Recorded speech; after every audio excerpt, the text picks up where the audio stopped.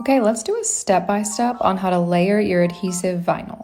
First, I got my transfer tape. Now I'm gonna lay out all my pieces. Note that that one's not cut yet. You'll see why. And also this white one is gonna be our base layer. That's super important.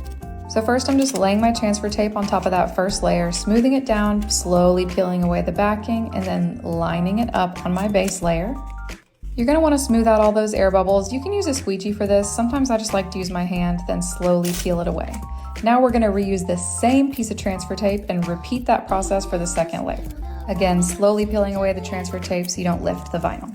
Now this is the one I wanted you to look at earlier. This is called reverse weeding because these are tiny little sprinkles that go on the cake, so they were really hard to weed. So instead, I'm reverse weeding. That means I put the transfer tape on top of that whole layer and just pulled away the cut part. It's a super quick hack for those tiny cuts. Now you're gonna see me line this up a few times because I could not get it right.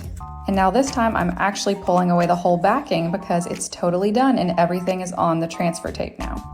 Now it's just as simple as lining it up on your blank and peeling away that transfer tape once and for all for a finished product. Happy crafting!